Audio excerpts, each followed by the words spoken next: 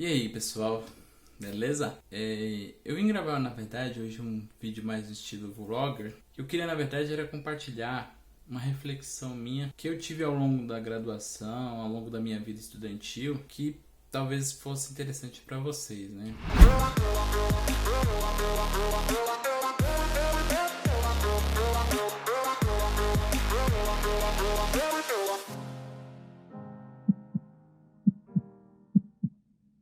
Há um tempo, acho que 2015, 2014, eu assisti uma palestra de um professor chamado Pierre, um professor italiano e tal, que ele era professor de ciências da computação e ele tem uma finalidade de palestras pelo YouTube, inclusive vou até deixar o nome dele aqui para vocês pesquisarem.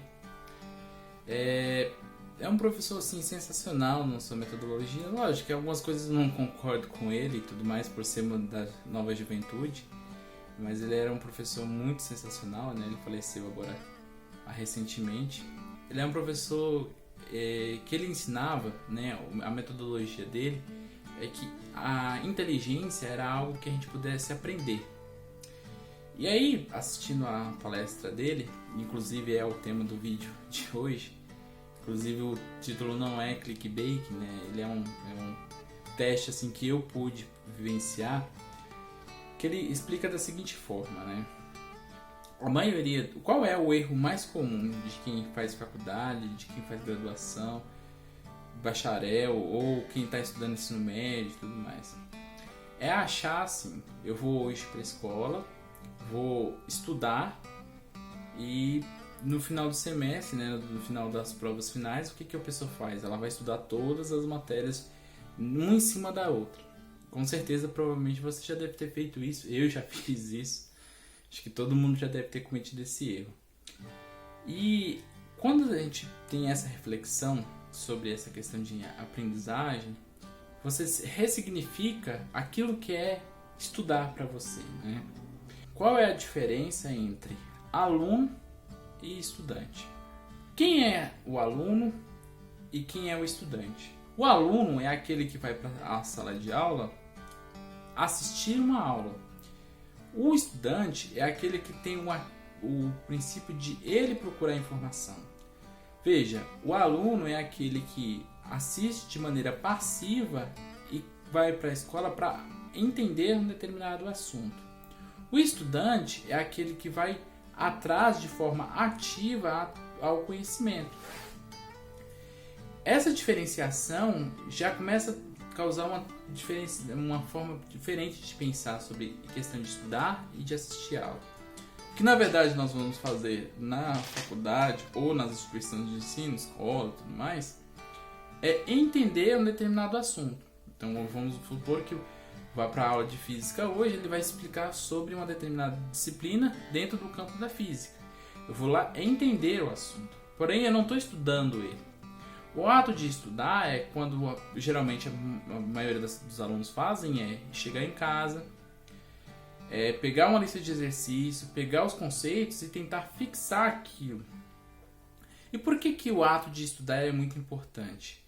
Não estudar dessa forma que nós fazemos, mas estudar da forma com que esse professor demonstra. Ao invés de você tentar condensar todo o conteúdo em uma semana ou duas, seja que for, para poder fazer uma prova, ao invés disso, a sugestão dele é que, se por exemplo eu estudei física hoje, que eu estude hoje a disciplina que eu estudei, que eu tire todas as dúvidas. Por que fazer isso? O nosso cérebro, ele precisa passar a memória de curto prazo para a memória de longo prazo. O que é memória de curto prazo? Por exemplo, vamos supor que você queira utilizar de uma determinada numeração. Qual que é a senha do tal equipamento? A senha é tal. Se vai estar a senha é tal. Se eu te perguntar daqui 3 semanas qual que era a senha, você vai lembrar? Isso é a memória de curto prazo. É aquelas informações que a gente utiliza e descarta ela. O nosso cérebro entende isso. Ele utiliza essa memória e joga fora. Agora, a memória de longo prazo. Como que a gente consegue... Quais são as memórias de longo prazo? Então, por exemplo, quando eu vou contar uma história da minha vida, uma história marcante, é aquela história que eu vou contar com vários detalhes. Porque o nosso cérebro transformou aquela memória de curto prazo para uma de longo prazo. E como o nosso cérebro faz isso? Toda vez que nós aprendemos algo, é algo relacionado às nossas emoções. A gente não consegue aprender a nada se a gente não tiver uma emoção por trás daquilo. Por exemplo, essa palestra. Por que faz muitos anos que eu assisti ela e eu recordo exatamente das palavras do professor, do que ele disse? Porque ele tem uma forma, lógico, eu não tenho a mesma entonação de explicar, mas ele explica das coisas de uma forma com humor. E esse humor que ele utiliza causa emoções em mim, e essas emoções que me fazem criar essas sinapses e guardar as informações. O ato de estudar é como se a gente estivesse forçando o nosso cérebro a guardar essas informações. Então, por isso é importante estudar a matéria no dia. Por que no dia antes de dormir? Se a gente dorme, a partir do momento que a gente dorme, é onde que acontece esse processo que o nosso cérebro exclui as informações de curto prazo ou transforma aquelas memórias de curto prazo em longo prazo. Se nós não estudarmos no dia, o nosso cérebro ele não vai transformar aquela ideia, aquela matéria super importante em uma memória de longo prazo. Então, quando nós chegarmos no final do semestre, a gente não vai conseguir lembrar. Por quê? O nosso cérebro simplesmente descartou essas informações. Então, o ato de estudar no dia é justamente para isso. A gente precisa fazer esse hábito de estudar.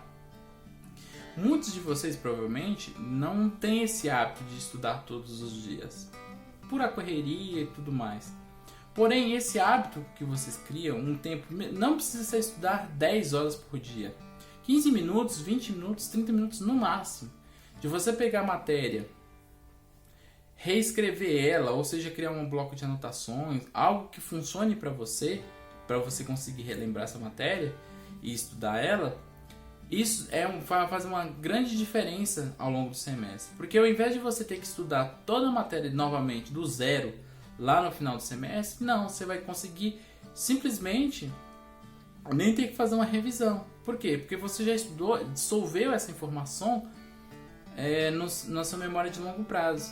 E é justamente isso que eu deixo para vocês. Se vocês querem fixar essas matérias, criem os seus métodos. Tem pessoas que criam um planejamento, tem pessoas que criam mapas mentais para estudar essa matéria no dia. Porém, você tem que encontrar aquilo que funciona para você. Por exemplo, para mim, mapa mental não funciona. Eu gasto mais tempo montando um mapa mental do que estudando da forma tradicional.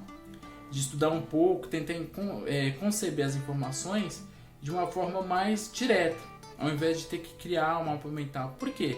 Porque se não funciona para mim, eu não preciso reutilizar uma técnica que é funcional para outra pessoa. Tem pessoas que fazem o planejamento de dia a dia o que vai ser estudado. Também funciona. São métodos diferentes para o mesmo resultado. Entretanto, todos eles levam a essa mesma ideia de estudar no dia, criar um hábito de estudo, né? Então eu deixo para vocês, né, essa dica. Espero que tenham gostado do vídeo. Deixe o seu like, comenta. Agradeço pela audiência de todos. Falou!